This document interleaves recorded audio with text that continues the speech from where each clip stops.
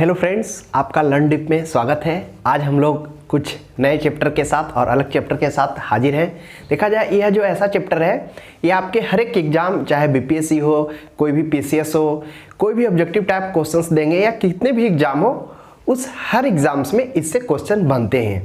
तो देखा जाए आज जो हम लोग अध्ययन करेंगे भारत तथा भारत के तटवर्ती जो इसके समीप देश हैं, यानी भारत के पड़ोसी देशों के साथ भारत के साथ जो संबंध है, जो सीमा रेखा, उनके बारे में अध्ययन करेंगे। तो देखा जाए ये हो गया हमारा भारत और ये हो गया चीन, और चीन के नीचे ये हो गया तिब्बत, और इधर पश्चिमी साइड में देखा जाए तो यह हो गया भारत के तटवर्ती देश पाकिस्तान, जो अपना सीमा भारत के साथ साझा करता है, और ये हो गया अफगानिस्तान,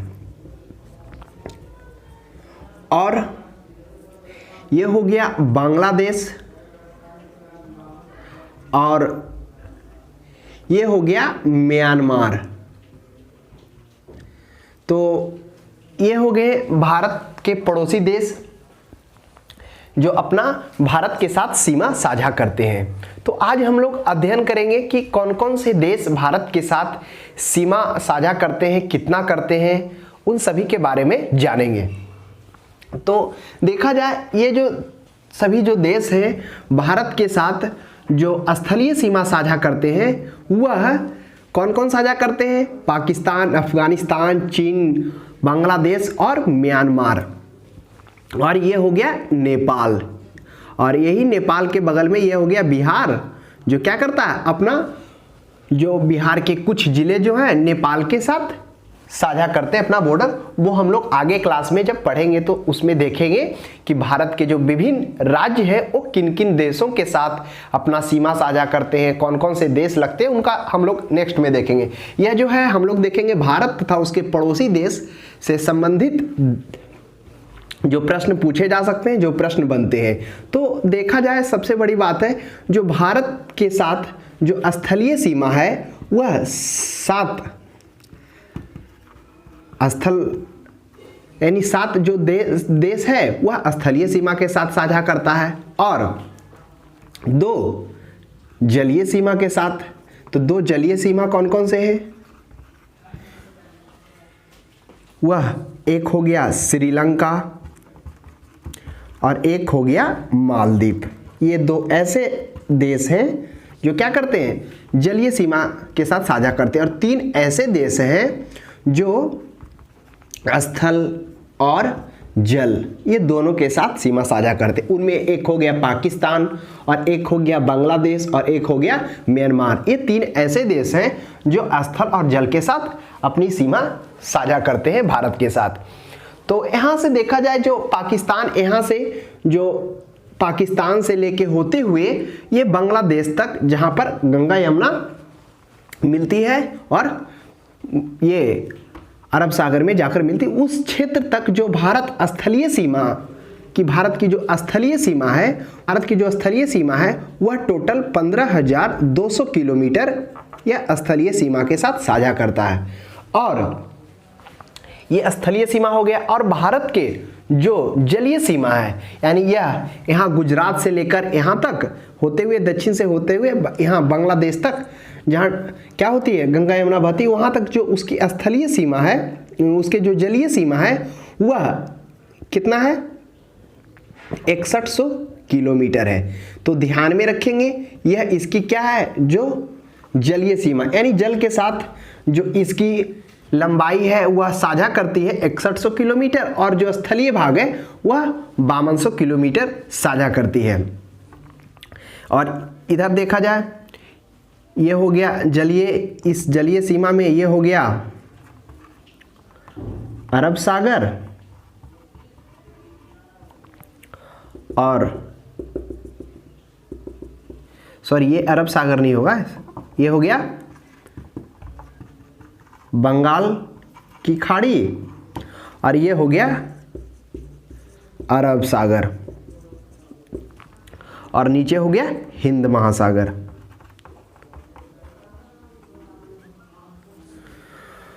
उसके बाद क्या है कि जो भारत के भारत का जो नाम क्या है, एक भारत है और एक इंडिया है।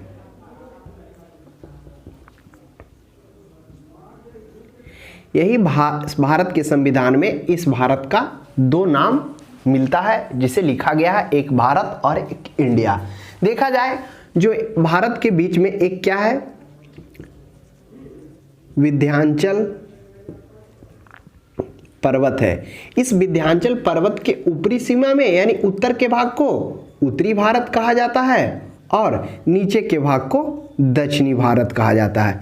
तो आप ध्यान में रखेंगे। उसके बाद क्या है, दक्षिणी जो भारत है उसे प्रायद्वीपीय भारत भी कहा जाता है। प्रायद्वीपीय यानी प्रायद्वीप का मतलब होता क्या है, प्रायद्वीप का मतलब वैसे स्थल भाग जो तीन ओर क्या हो, जल सीमा से घिरे हुए हो। जैसे इधर अरब सागर हो गया, इधर पश्चिम पूरब की ओर बंगाल की खाड़ी और नीचे हिंद महासागर, जो तीन ओर जल से घिरा हुआ हो और एक भाग स्थल से, इसलिए वो क्या कहलाता, वह प्रायद्वीप कहलाता है। इसलिए भारत के दक्षिण भाग को दक्षिणी प्रायद्वीप के नाम से भी जाना जाता है। देखा जाए उसके बाद ये हो गया अंडमान निकोबार, ये हो गया अंडमान एंड निकोबार। ये अंडमान निकोबार, इसमें यह वही जगह है जहां पे ब्रिटिशर्स अंग्रेज क्या करते थे, काला पानी की सजा देते थे। सेलुलर जेल भी यहीं पे है।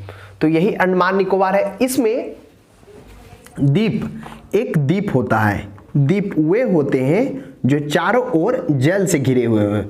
तो ये जो अंडमान निकोबार है यह द्वीप समूह में आता है। इस अंडमान निकोबार में द्वीपों की संख्या टोटल 204 है। और एक हो गया इधर लक्षद्वीप, इस लक्षद्वीप और इस भाग में टोटल द्वीपों की संख्या 43 है।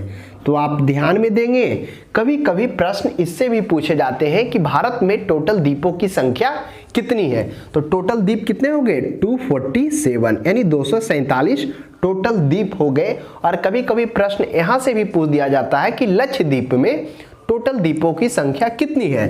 तो लक्षद्वीप में 36 है, ध्यान में रखेंगे। तो इस तरह से हम लोग प्रायद्वीप और द्वीप देखें और अंडमान निकोबार में द्वीपों की संख्या हम लोगों ने 204 देखा। अब हम लोग देखते हैं कि ये जो अफगानिस्तान और पाकिस्तान, जो अफगानिस्तान है, भारत और अफगानिस्तान जब पहले 1896 में क्या था, जो पाकिस्तान, अफगानिस्तान और भारत के साथ जो रेखा, जिस रेखा के द्वारा विभाजन किया गया था वह क्या, किस रेखा के नाम से जाना जाता था, डूरंड रेखा। ये डूरंड रेखा अफगानिस्तान और भारत के बीच इसका निर्माण किया गया था 1896 ईस्वी में।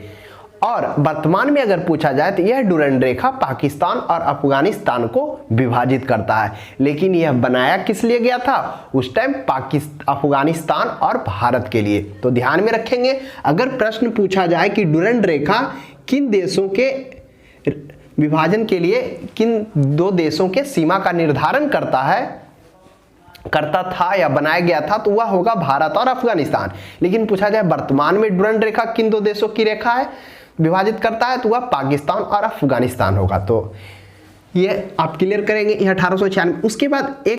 उसके बाद देखा जाए भारत और पाकिस्तान के बीच जो सीमा का निर्धारण किया गया था वह 1947 ईस्वी में सर रेडक्लिफ के द्वारा किया गया था।